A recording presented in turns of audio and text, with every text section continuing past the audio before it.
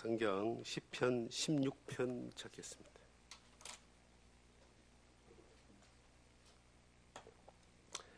시편 16편 8절에서 11절을 제가 읽겠습니다. 내가 여호와를 항상 내 앞에 모심이여 그가 나의 오른쪽에 계심으로 내가 흔들리지 아니하리로다. 이러므로 나의 마음이 기쁘고 나의 영도 즐거워하며 내 육체도 안전히 살리니 이는 주께서 내 영혼을 스올에 버리지 아니하시며 주의 거룩한 자를 멸망시키지 않으실 것임이니이다. 주께서 생명의 길을 내게 보이시리니 주의 앞에는 충만한 기쁨이 있고 주의 오른쪽에는 영원한 즐거움이 있나이다. 아멘.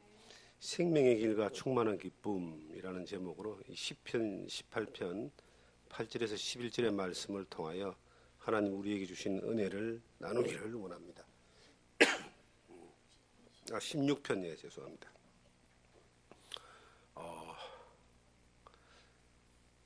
그리스도인의 삶을 이래 보면은 예수를 믿고 난 이후에 처음에 주님의 은혜를 경험하면은 절대 주님을 배신하지 않고 하나님이 기뻐하시는 그러한 믿음으로 흔들림 없이 그렇게 살아갈 것 같습니다.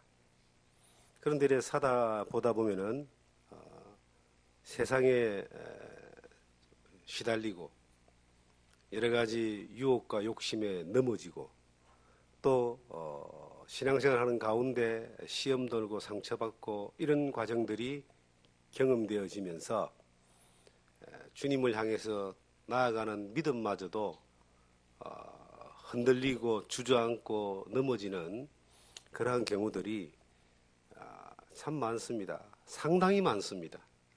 그래서 신앙생활이 직선으로 쭉 가는 것도 아니고 그리고 위를 향해서 수직으로 올라가는 것도 아니고 항상 굴곡지게 올라갔다 내려갔다 올라갔다 내려갔다 그렇게 평생을 살아가게 됩니다. 저도 한때는 주님만을 위해서 살 수 있고 세상의 유혹에 넘어져서 주님을 배신하거나 주저앉아 있는 사람들을 이해하지 못할 정도로 그렇게 왜 저럴까 할 정도로 그런 생각을 가질 정도의 주님만을 바라보며 담대하게 살았던 그런 젊은 날의 시간들이 있습니다. 그런데 살아보다 보니까 넘어지고 주저앉고 혹은 상처받고 시험 들어서 헤매는 분들이 그들의만의 문제가 아니라 나에게도 그런 경험들을 하게 되고 성경을 보다 보니까 성경 안에서 하나님을 따라 살았던 수많은 믿음의 일꾼들이 또 위대했던 신앙인들이 그들의 삶이 순간순간 넘어지고 주저앉았고 또 말할 수 없는 그런 실망을 줄 수 있는 그런 형편으로도 들어간 것을 이제 보게 됐습니다. 우리가 엘리야 하면 얼마나 위대한 선지자입니까? 바알과 아세라의 선지자 850명과 갈멜산에서 1대 850이 붙었는데 하나님이 이 엘리야의 기도를 들으시고 불을 내리셔가지고 그 850명의 바알과 아세라 그 선지자들 다 죽여버렸잖아요. 그 정도로 놀라운 믿음의 사람인데 이세벨이라고 하는 그 당시에 그 왕비가 엘리야를 찾아서 죽인다라고 하는 그러한 소문을 듣고 그가 도망을 치잖아요. 그 유명한 로뎀나무 아래로 들어가잖아요. 그리고 자기가 죽기를 바라거든요. 하나님 나는 왜 이렇게 인생이 괴롭습니까? 날 좀 데려가 주세요. 그런 위대한 선지자도 한순간에 비겁하다 못해서 도망치다 못해서 절망하고 죽기를 갈망할 정도의 나약한 모습을 우리에게 보여주고 있습니다. 또 성경에 베드로는 어떻습니까? 우리가 신약시대의 베드로는 어떻습니까? 그 베드로가 주님을 따라가는데 항상 앞장을 서고 절대 내가 주님을 배신하지 않겠다라고 하면서 막 대제사장의 쫄개들이 쫓아오니까 칼을 빼들고 그냥 싸우잖아요. 그랬던 베드로가 주님이 가야바의 법정에 잡혀갔을 때에 그 계집 종이 저 사람도 저 예수하고 같이 있었다는 그 말에 나는 아니도 나와 상관없다라고 그 비겁하게 부인을 하고 도망을 치는 그런 모습들을 우리에게 보여주고 있습니다. 성경에 왜 그렇게 인간의 연약한 모습을 보여주고 있을까?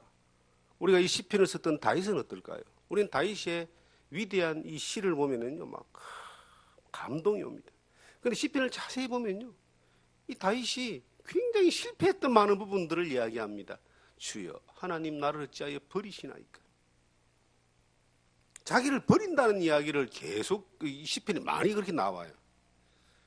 하나님이 나의 도움이고 힘이고 방패고 요새고 뭐 그런 고백도 많이 하지만 하나님 앞에 한탄하는 그 눈물이 침상을 적셨다 할 정도의 그 슬픔의 고백도 있고, 그리고 다윗이 범죄하고 난 이후에 내가 죄악 중에 출생했는데 하나님 내 영을 새롭게 하소서 하고 그렇게 간절히 구하는 기도들, 이런 기도들을 우리는 시편을 통해서 볼 때 아름다운 글씨로 이렇게 보이기도 하지만 그 다윗이라는 사람이 처절했던 그 실패와 절망과 그 엄청난 고난의 시간들에 대한 고백들도 보게 되는 거예요. 물론 성경은 고난도 내게 유익이고 실패도 하나님의 그 섭리 가운데서 유익한 거지만 그가 겪을 때에 다윗이 압살롬이라고 하는 자기 아들에게 쫓겨가지고 도망을 치잖아요.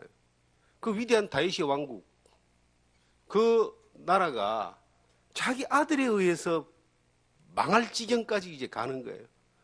아들들이 자기 다윗이 첩을 사람들 보는 데서 범하잖아요.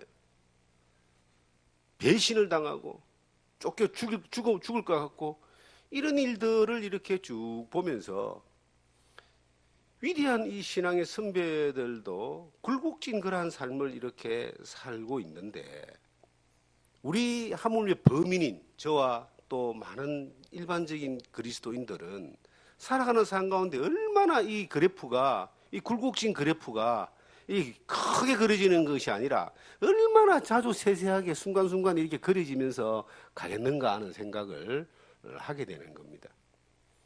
우리가 이 시편을 보면은 다윗이 하나님 앞에 큰일의 쓰임을 받을 때와 다윗이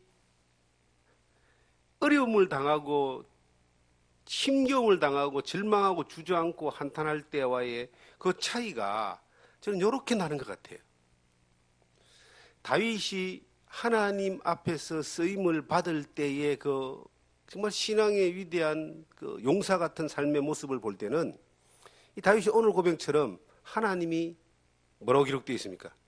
16편의 8절에 보니까 내가 여호와를 항상 내 앞에 모시며, 하나님이 항상 내 앞에 있을 때에는 다윗이 하나님의 일에 쓰임받는 가운데 기약이 나타나는 거예요.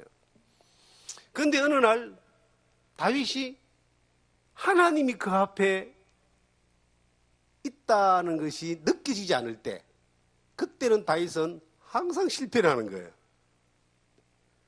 다윗이 범죄를 하게 되는 내용들을 가만히 보면은 하나님이 그와 함께 있지 않았던 것이 아니라 다윗이 하나님과 함께 있지 않는 거예요. 다윗이 이제 전쟁을 끝내고 예루살렘에 딱 와서 이제 그 궁궐 위에서 밑을 이렇게 딱 치다 보니까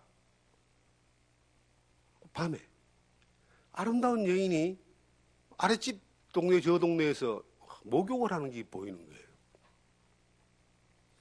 다윗이 하나님 옆에 있었으면, 하나님 앞에 있었으면은 그걸 보러 갈 일도 없지만 보이지도 않았을 거예요. 그런데 하나님은 그와 함께 있었지만 다윗은 하나님과 함께 있지 않았던 거예요.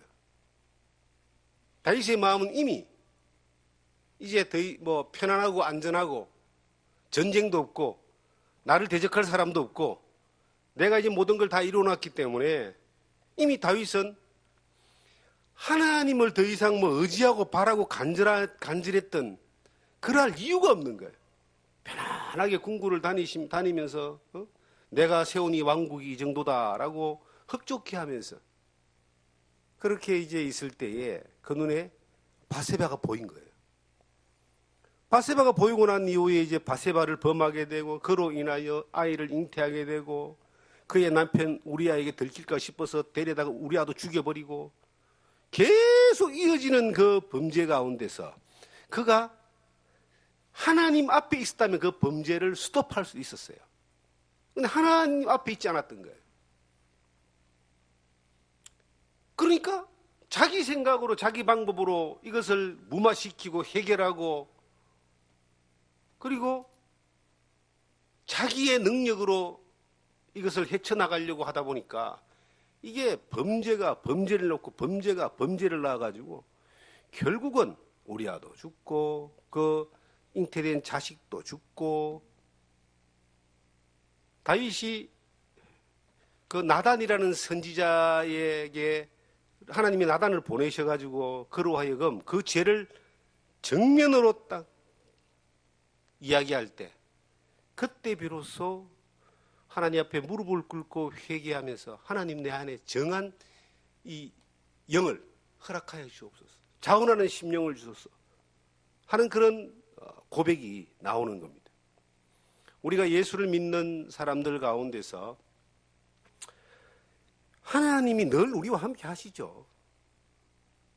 세상 끝날까지 내가 너희와 항상 함께 있겠다라고 약속하셨고 주님이 내 안에 계시고 하나님이 내 안에, 내 옆에 나와 함께 눈동자처럼 나를 지켜보시면서 내가 천국 가는 그날까지 하나님이 함께 하신다고 약속하셨고 천국 가서도 영원히 함께 하신다고 보장하고 계시는데 왜 수많은 그리스도인들이 이 굴곡진 그래프들이 그렇게 자주 있고 내려가는 건 너무 깊이 내려가는데 올라오지 못하고 지금도 내려가고 있을까요? 저는 그 이유가 어디에 있느냐? 하나님이 그와 함께 있지 않는 것이 아니라 그가 하나님과 함께 있지 않기 때문입니다. 하나님이 없는 것처럼 행동하기 때문입니다. 하나님이 없는 것처럼 살기 때문입니다. 이 사람이라는 존재는 지극히 자기중심적인 존재입니다. 그래서 항상 자기중심적으로 모든 것들을 해결해 나가려고 하는 그러한 욕구가 있어요. 예수를 믿는 사람 가운데서도 그런 욕구에 사로잡힌 사람들이 많이 있습니다. 어떤 일을 선택하고 움직일 때에 이 중심이 자기야. 하나님의 일을 한다고 하면서 중심이 자기예요. 하나님의 일을 자기가 하는 거예요. 그럼 하나님의 일이라고 하는 것이 거룩하고 너무나 가치 있는 일이기 때문에 정말 위대해 보이지만 하나님 일을 하면서 자기가 하기 때문에 자기 중심으로 하기 때문에 결국은 그것이 하나님께 영광을 돌리는 것이 아니라 하나님 이름을 욕되게 하거나 악을 생산하게 하는 그러한 결과로 올 수가 있습니다. 우리가 지나온 삶들을 돌이켜볼 때 우리가 가장 실패했던 때가 어느 때인가를 한번 돌이켜볼 때가 있습니다. 누구에나 그런 실패했던 순간들이 있지 않겠습니까? 저에게도 있습니다. 저는 예수를 믿고 난 이후에 복음을 전하거나 사역을 하거나 하나님을 따르거나 하는 일들에 대하여 한 번도 방향을 바꿔본 적은 없습니다. 그런데 그 지나온 시간 가운데서 돌이켜보건대 가장 큰 실패라고 했던 그 순간들, 그것이 이유가 외부적인 것이든 환경적인 것이든 아니면 나 자신이든 이유가 어떤 것이든 간에 그 가장 어려웠던 순간들을 돌이켜보면은 그때가 어느 때였던가? 고난받고 힘들고 어렵고 했던 때가 아닙니다. 그때는 내가 많은 것들을 가지고 있을 때였어요. 많은 것들을 할 수 있다고 할 때였습니다. 많은 것들을 해놓고 있을 때였습니다. 그런데 그때 엄청난 실패가 오고 도전이 오고 유혹이 오고 무너질 것 같은 그러한 순간들의 그 일들의 원인이 뭔가를 가만히 분석해 보면은 그 원인은 하나였어요. 하나님 앞에 행하지 않은 거였습니다. 하나님이 그 가운데서 내가 하나님을 의지하지 않는 거예요. 하나님 앞에 행하지, 하나님 앞에 두려워하지 않는 거예요. 성경에 그 잠언을 보시면 우리가 너무나 반복적으로 나오면서 간단하면서도 너무 중요한 한 단어가 나오는데 그게 여호와를 경외하는 것이 지혜의 근본이라는 말입니다. 너는 여호와를 경외하라. 계속 잠언이 그렇게 나와요. 여호와를 경외한다는 말이 이게 단어가 경외지만 이거 풀어서 이야기하면 하나님이 네 앞에 있는 것처럼 살아라 이 뜻이에요. 하나님이 지금 네 앞에 계신 것처럼 살아라. 이것이 여호와를 경외한다는 겁니다. 그런데 제가 살아왔던 시간 가운데서 가장 어려움을 당하고 위기를 느꼈고 실패했던 그 순간들을 보면은 하나님이 일을 다 할 때였어요. 그런데 하나님이 내 앞에 있는 것처럼 살지 아니하고 하나님의 일을 하나님이 앞에 있는 것처럼 살지 않고 내가 다 했을 때입니다. 하나님의 일을 내가 하는 거예요. 그럼 내 하나님이 그걸 원하실까? 내가 아무리 위대한 사람이고 아무리 큰 일을 하는 사람이고 아무리 놀라운 능력이 있는 사람이라 할지라도 하나님의 일은 내가 하는 것이 아니라 그건 하나님이 하셔야 돼요. 그런데 그 하나님을 배제시키고 내가 하려고 하니까 거기에서는 죄악이 생산되어지고 인간의 욕심과 자랑과 그로 말미암아 어떤 인간의 그 교만과 거만한 것들이 나오게 되는 거예요. 그것으로 인하여 생산되는 것은 하나님이 영광 받으시는 선이 아니라 도리어 하나님 이름을 욕되게 하는 그러한 일들이 생산되어지게 되는 겁니다. 저는 이 다윗이 이 고백을 시편 16편에 하는 이 고백을 통해서 경험되어지는 것은 그가 그렇게 하나님 앞에 생명을 경험하고 기쁨을 경험하고 안전한 그러한 믿음의 삶을 고백할 수 있었던 이유가 뭐냐, 그러했을 때의 그 특징이 뭐냐를 생각할 때 저는 이 8절이라고 봐요. 내가 여호와를 항상 내 앞에 모시며 그가 나의 오른쪽에 계심으로 내가 흔들리지 아니하리로다. 여호와 하나님이 항상 내 앞에 있다. 다윗이 실패했던 모든 순간은 항상 내 앞에 하나님이 없을 때만 실패한 거예요. 하나님은 항상 계신데 내가 하나님이 없는 것처럼 살 때 하나님이 내버려 두시는 거예요. 그게 얼마나 위험한 것인가. 그것으로 인하여 나타나는 결과가 얼마나 혹독한 대가를 지불해야 되는 것인가에 대하여 알게 하기 위해서 하나님이 내버려 두시는 거예요. 그냥. 그리고 다시 실패했을 때에 하나님 앞으로 나오는 겁니다. 항상 하나님이 그 자리에 계신 거예요. 이것이 그리스도인들이 신앙생활을 해나가는데 평생 신앙생활을 해나가는 데에 가장 중요한 교훈 가운데 하나입니다. 목회자든 중직자든 성도든 상관없이 전부 다 그리스도인이잖아요. 그리스도인들이 하나님의 앞에서 행할 때의 그 자세와 사람 앞에서 행할 때의 자세와 지 혼자 있을 때의 그 자세가 다 다르다면은 이것은 어떤 면에서는 위선자 아니겠습니까? 내 혼자 있을 때도 하나님 앞에 있는 것처럼 하나님 앞에 있는 모습으로 살면 그 사람은 혼자 있어도 하나님의 은혜와 하나님의 능력을 경험하는 삶을 날마다 살게 될 겁니다. 특별히 목회하는 사람들이 자주 이렇게 듣는 비난 가운데 하나가 그 비난이 외부에서 듣는 것이 아니라 자기 부인이나 자기 자녀에게 듣는 비난이 있어요. 정말 비수를 꼽는 비난이 있습니다. 아빠는 설교할 때는 천사인데 집에 오면은 왜 그렇게 사람이 되냐고. 어떤 부인은 그런다잖아요. 설교할 때처럼 제발 나에게 좀 대해달라. 자식들도 그러잖아요. 아빠는 교회를 가서 설교할 때는 천사 얼굴인데 집에 오면 왜 그렇게 험하냐고. 그런 이야기들을 비수와 같이 꼽히는 사람들이 있어요. 목회자이기 때문에 뭐 그런 경험이 저에게는 왜 없겠습니까? 그 이유가 뭘까? 목회하고 설교할 때는 하나님 앞에 있는 것처럼 하고 집에 오면 하나님 없는 것처럼 하기 때문에 그렇게 되는 거예요. 이중적인 구조가 되기 때문에. 우리 신앙생활이 교회 와서 이렇게 예배 드릴 때의 생활과 삶의 현장에서 비즈니스 할 때나 가정에서 생활할 때가 항상 똑같아야 된다는 거죠. 어떻게? 하나님 앞에서 행해야 되는 겁니다. 설교를 할 때든지 봉사를 할 때든지 아니면 가정에서 자녀를 양육하는 것이든지 이 모든 것들이 우리가 모든 사람들에게 살아가는 삶의 현장이 내가 서 있는 자리가 하나님 앞에 있다라고 믿어지면 그 사람은 하나님으로부터 오는 그 생명과 기쁨의 충만한 은혜를 경험할 수 있는 자리에 있는 것입니다. 저는 주님 안에 살아가면서 그걸 배웠어요. 이 교회 안에, 예수 그리스도 안에, 그러니까 주님의 교회 안에 들어온 모든 그리스도인들은 하나님이 너무 사랑하셔서 그들을 불렀고 하나님이 너무 필요하셔서 그들을 불렀고 하나님이 하는 모든 일들을 할 수 있게끔 각자의 달란트와 은사를 가지고 부름을 받았습니다.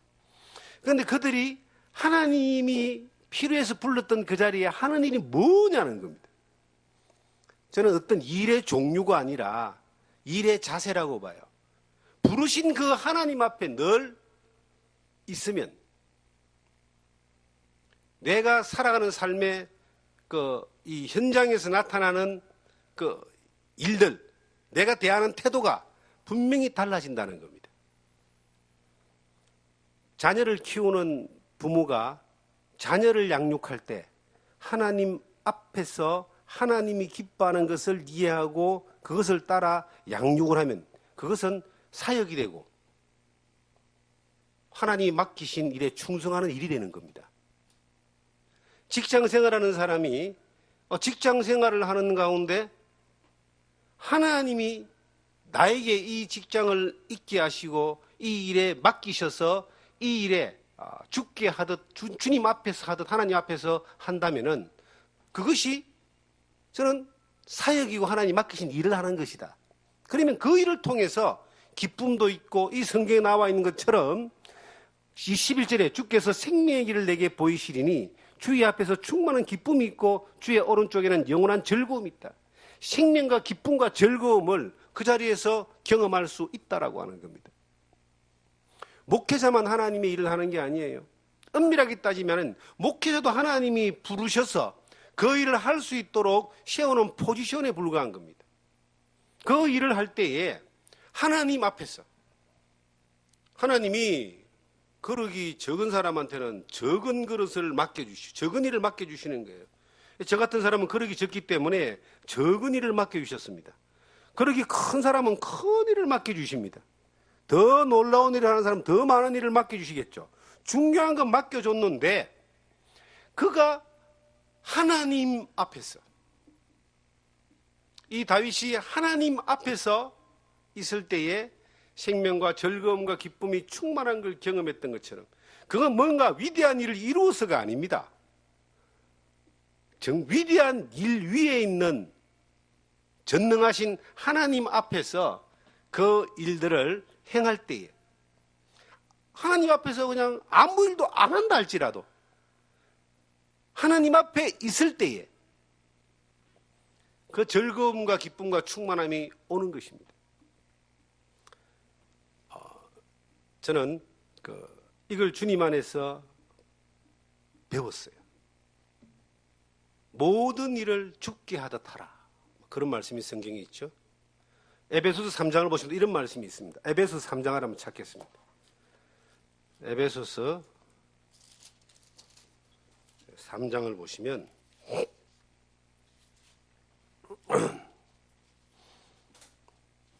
17절에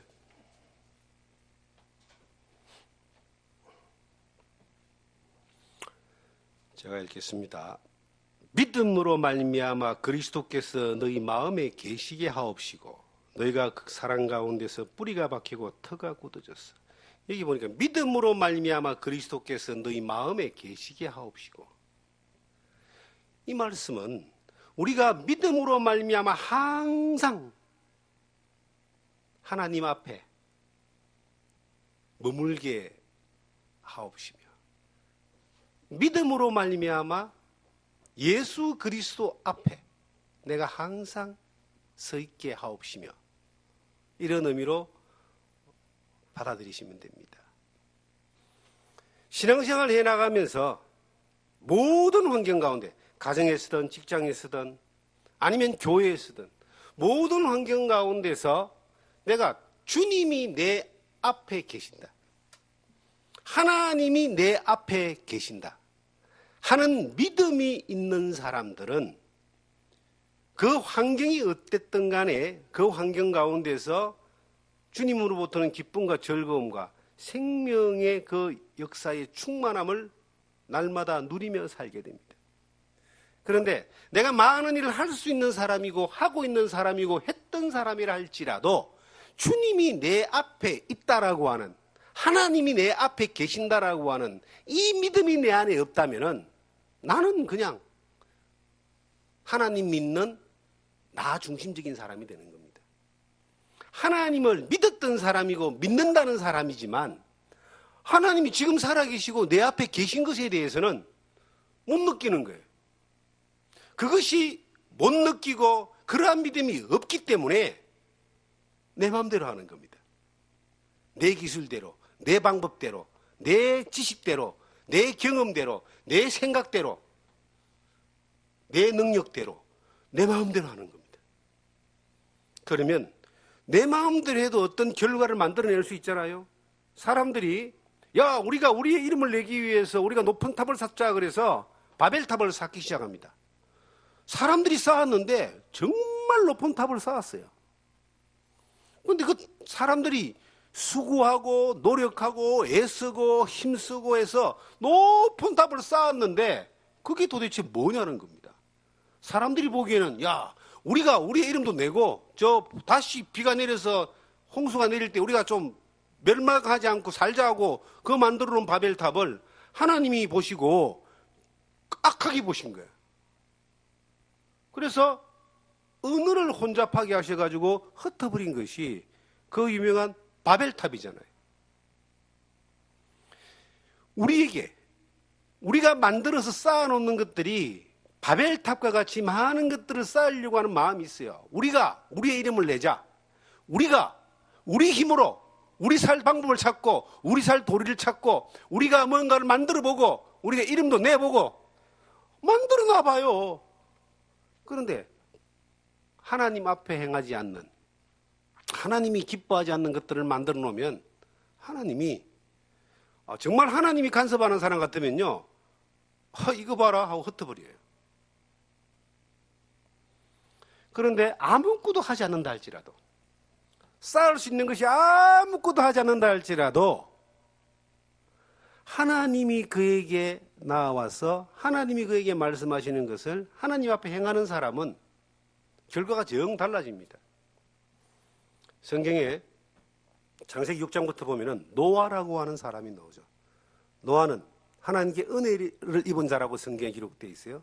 하나님을 경외하는 자라고 기록되어 있습니다. 노아는 그냥 살았던 사람, 하나님을 경외하고 살았던 사람이에요. 그런데 하나님이 어느 날 세상을 물로 멸망하려고 할 때에 노아는 의인이었다 그러거든요. 하나님 앞에 있었기 때문에. 그래서 하나님이 노아에게 말씀하시잖아요. 내가 세상을 물로 심판하겠다. 너는 너와 너의 가족들을 위해서 방주를 만들어라. 이 노아가 방주를 만드는데 120년을 만들었답니다. 자기의 세 아들 셈함 야벳과 며느리 3명하고 부인 1명하고 8명이서 이 방주를 만들었어요. 노아의 아들들이, 노아의 자부들이, 노아의 부인이 여호와를 경외했다는 말은 없어요. 그런데 노아가 여호와를 경외했는데 노아를 사람들이, 그 가족들이 함께 믿음으로 따랐다는 겁니다. 그런데 그렇게 이제 배를 이렇게 만들었는데 120년을 만든다는 건 이거는 정말로 상상하기 힘듭니다. 제가 길게 사는 것 같은데 아직 60년을 못 살았어요. 지난 세월을 생각하면 굉장히 길거든요. 어릴 때부터 쭉 보면은 기억 속에는 금방 지나와도 순간순간들은 너무 길게 왔어요. 그런데 그 120년이라는 기간 동안 방주를 만들어요. 노아가 950살까지 살았습니다. 그런데 어쨌든 방주를 쫙 만드는데 중간에 노아가 고민했다는 말이나 아니면 뭐 포기했다는 말이나 의심했다는 말이 없어요. 그렇게 살 수 있던 이유가 뭘까? 사람들이 얼마나 노아를 비난하고 비판하고 조롱하고 그랬을까요? 그런데 노아가 꾸준히 이걸 만들었어요. 왜? 늘 하나님 앞에 있었기 때문에 비난과 조롱과 비판과 물론 멸망할 가능성이 전혀 없는 비조차 오지 않았던 그러한 때에도 그 배를 만들었어요. 하나님 앞에 있을 때 가능한 거예요. 우리가 살아가는 이 걸음이 사람들이 바라볼 때는 좀 우습게 볼 수도 있습니다. 비난할 수 있고 비판할 수도 있습니다.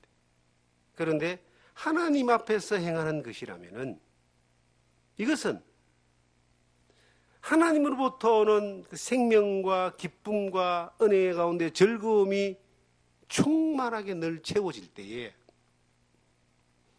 세상이 별로 원하지 않는 방법이고 우리가 생각할 때 맞지 않는 그러한 결정이고 우리가 뭔가 계산할 때 이거는 손해볼 수밖에 없는 그러한 일들이라 할지라도 그것이 하나님 앞에서 그 하나님이 기뻐하시는 것이고 하나님 앞에서 원하는 것이라면은 가보는 겁니다.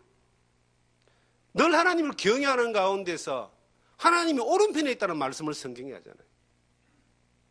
하나님이 오른편에 그를 붙들어서 야, 네가 생각할 때는 손해본다고 생각하고 세상 사람들이 볼 때는 어리석은 것이라고 생각하고 다른 사람들이 볼 때는 가치 없는 것이라고 생각한다 할지라도 내가 원하는 것이니까 너는 그대로 가.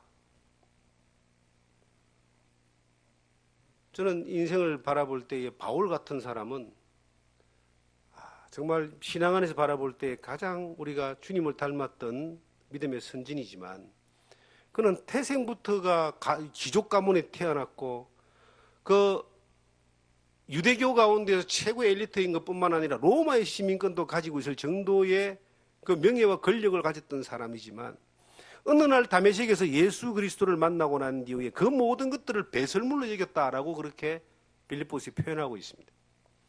그리고 그가 예수님을 따라갑니다. 예수님을 따라가면서 안 해야 될 고생을 참 많이 하잖아요.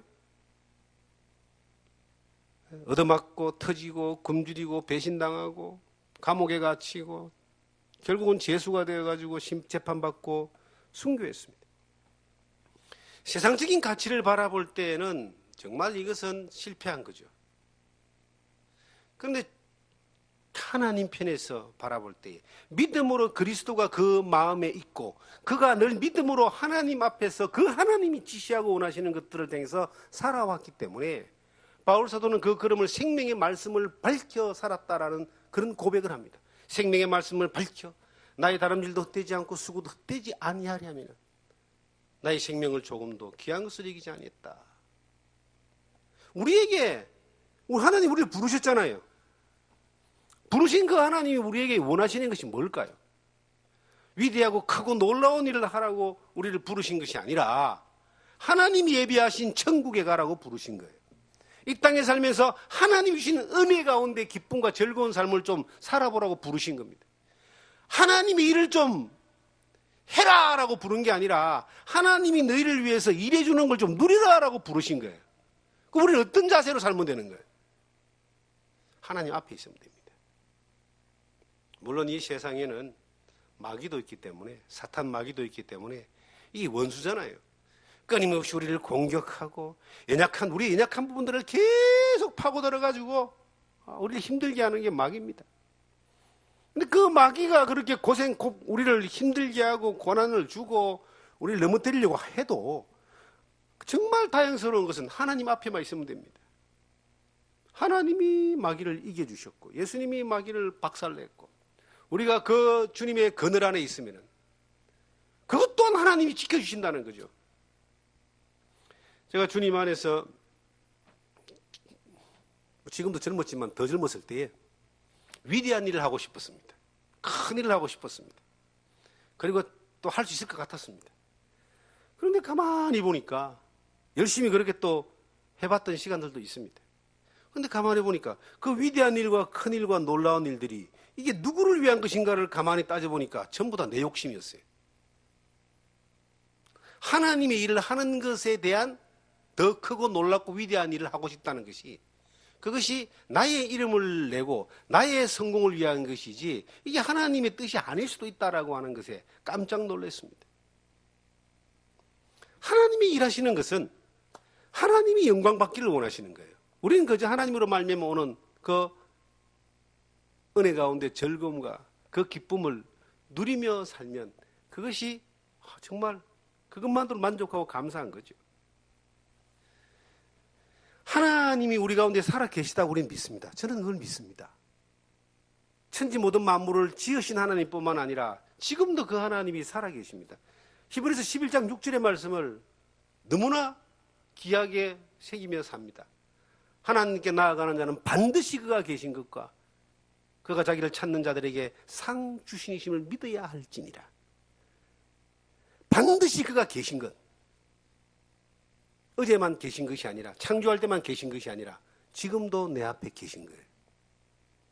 지금도 내 앞에 계신 그 하나님을 믿고 살아갈 때에 그 하나님이 상 주시는 것이 있다. 뭐 하나님이 내 앞에 계신 걸 믿는다는 말은 하나님이 나에게 말씀하시는 것을 따라서 즉각 순종할 수 있는 그러한 자리에 있는 것과 같습니다. 이것이 깨어있다라고 성경은 또 표현하고 있습니다.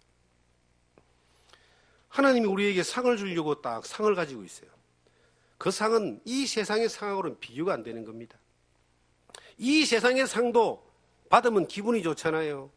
근데 이 세상 상 아무리 많이 받아놔도 좀 재밌는 거는요, 그 사람이 죽을 때가 되면 전부 다 쓰레기통으로 다 들어갑니다. 뭐 놀라운 거, 뭐 대단한 것 같으면 몰라도 놀랍고 대단한 것도 그거 별거 아닙니다. 제 아는 그 목사님이 목회를 은퇴를 하시는데,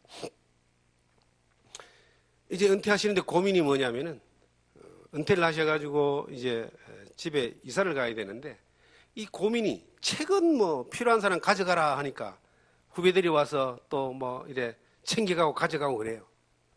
그 많이 봤던 책도 갖다 놓으면 짐이거든요. 다 가져가라니까 다 가져가고 나머지 이제 안 되는 거는 고물상에 다 줬대요. 그런데 진짜 처리하기 힘든 게 뭐냐니까 표창패, 상패, 감사패, 뭐 임명패 이런 거 있잖아요. 크다란 찬장이 2개 해놨는데 가져가라니까 고물상도 안 가져가는 거예요. 이거. 고물상도 안 가져가면 필요 없는 거예요, 이게.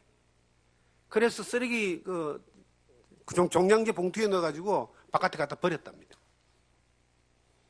다 놔주고 다 쓸데없는 거예요. 그런데 주님 앞에 갔을 때에 그 상은 그런 우리가 지금 이 땅에서 받은 상은 비교가 안 되는 상이에요. 생명의 면류관, 영광의 면류관, 의의 면류관. 좀 어떤 건지는 제가 이해를 못하지만은 아마 가보면 깜짝 놀랄 거예요. 반드시 상이 있는데 어떤 사람에게만 주어지느냐? 살아계신 하나님 앞에서 하나님이 인정하는 삶을 살았던 사람에게만 주는 거예요. 하나님이 일을 한 사람한테 주는 것이 아니고 하나님이 시키는 일을 한 사람에게 주는 거예요. 비슷한 말 같지만 다릅니다, 이게. 우리가 하나님이 일이라고 하는 많은 것들이 사실은 하나님 앞에 섰을 때는 아무것도 아닌 것일 수도 있어요. 잘못된 것을 하나님 일이라고 했을 수도 있어요. 이스라엘 백성들이 예수님 오시기 전에 하나님을 섬긴다라고 하면서 그렇게 많은 제사를 주고 양을 잡고 막 수많은 일을 했지만 예수님이 정작 보니까 이거는 전부 다 너희가 내 아버지의 집을 강도의 구를 만드는구나. 하나님을 사모하는 열심히 너희를 삼켰다. 잘못된 걸 했다라고 채찍을 휘둘렀잖아요. 우리에게도 그런 우를 범할 수 있습니다. 우리가 그런 우를 안 범하려면 어떻게 하면 될까요? 내가 하는 작은 일부터 하나님 앞에서 행하는 겁니다. 우리는 어떤 작은 일들, 우리에게 맡겨진 일들이 있잖아요. 우리가 살아가는 이 하루가 하나님 앞에서, 내게 맡겨진 이 건강도, 여러분 건강을 잘 챙기는 것도 이것도 하나님이 내게 맡기신 일이라고 생각하면은 좀 생각이 달라질 수 있어요. 내가 좀 더 오래 살아야지 그거 말고 하나님이 내 건강도 내게 맡기셨다. 그래서 운동도 열심히 하고 정갈한 음식도 먹고 그것도 내게 맡기신 일을 하는 거예요. 내 자녀도 내 물질도 신앙생활하면서 모든 게 자기 중심인 사람은요, 자기의 중심에서 편리한 대로 모든 걸 계산해서 판단해서 결정해서 하는 겁니다. 종교적인 삶을 하나님, 살아계신 하나님을 배제한 종교적인 종교인의 삶을 그렇게 스스로 살아가는 거예요. 하나님이 뭐가 부족해서 우리에게 뭘 달라고 할까요? 저는 제가 믿는 하나님은 우리한테 뭘 받는 분이 아니라 우리에게 주시는 분이에요. 너무나 많은 걸 주셔요. 생명과 호흡과 만물을 주셨다라고 이야기합니다. 이 생명과 호흡과 만물도 내가 다 누리도록 주셨고요.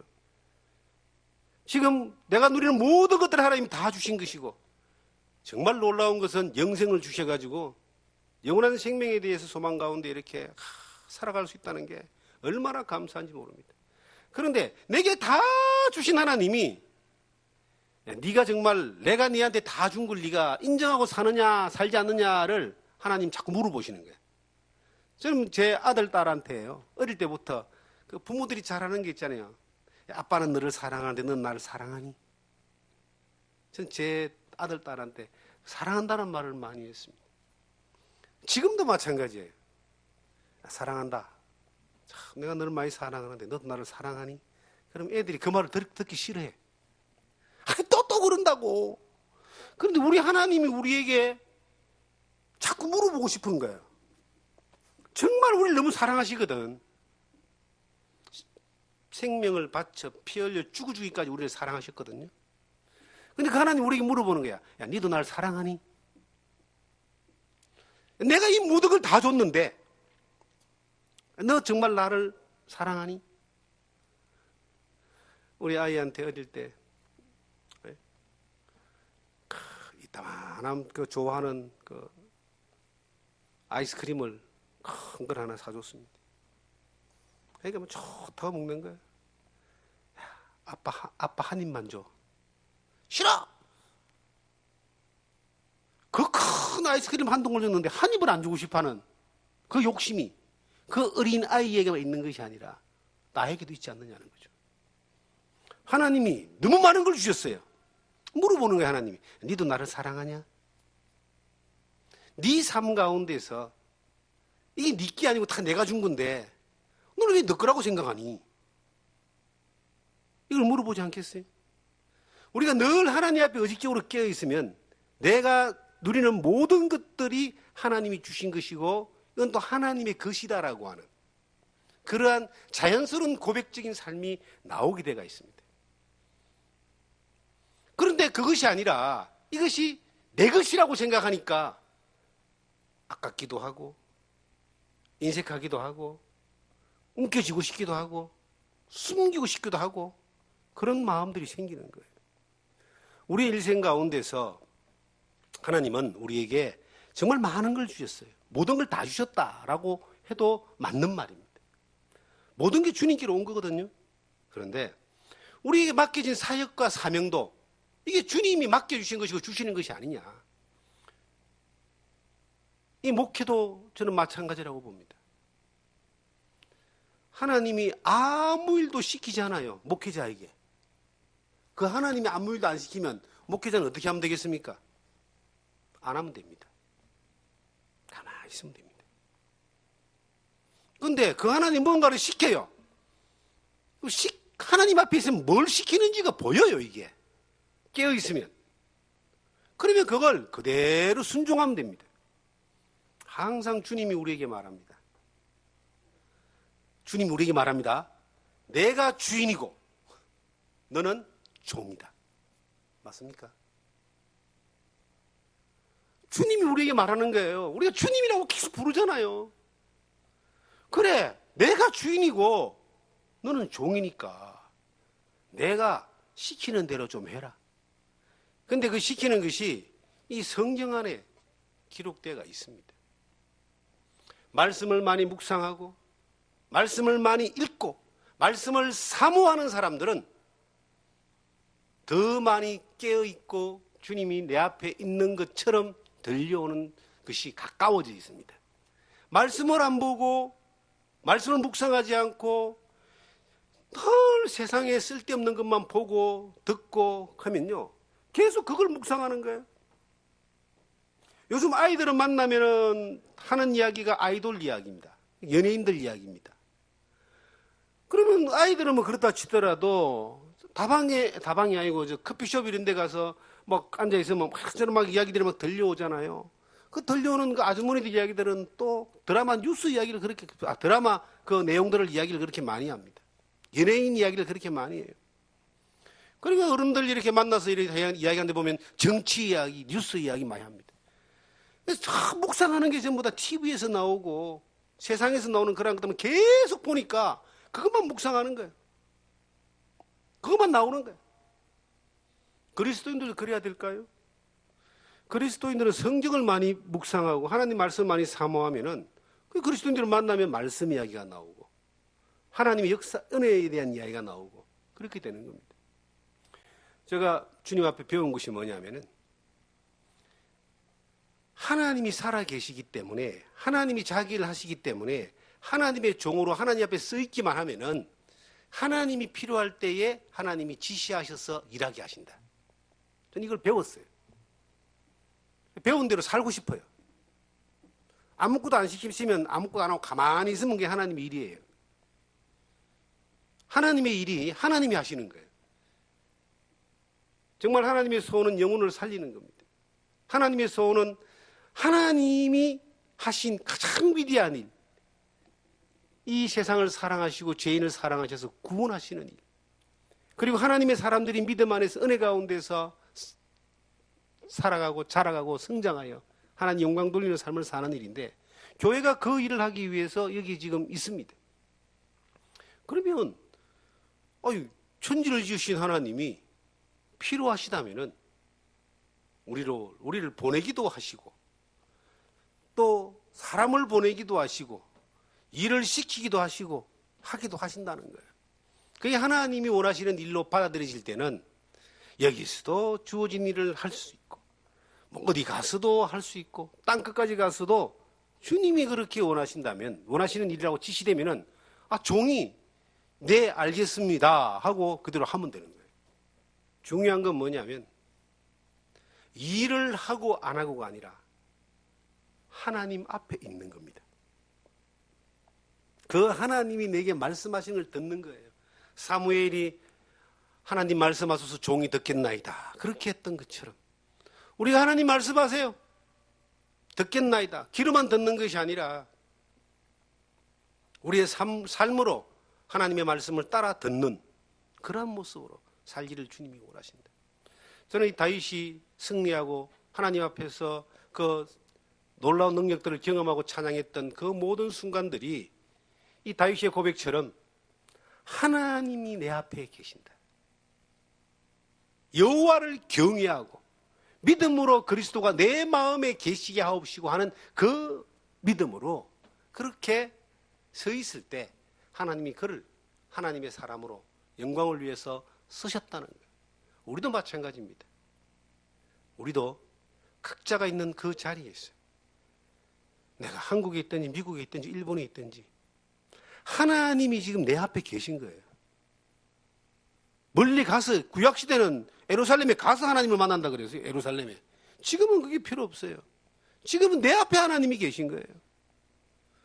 그 하나님을 바라보면서 그 하나님 앞에서 하나님 이끄심을 경험하며 살아가는 이것이 참다운 동행이고 하나님과의 연합이고 하나님 영광 받으시는 일이다. 그런 일들에 우리의 삶의 각자의 현장에서 그러한 일들을 경험하면서 또 그렇게 하나님께 영광 돌리는 삶을 통하여 우리의 기쁨이 충만하고 은혜와 능력이 충만하고 생명의 역사가 늘 충만한 그러한 삶을 살아가시기를, 살아가는 길을 주님의 이름으로 축원합니다.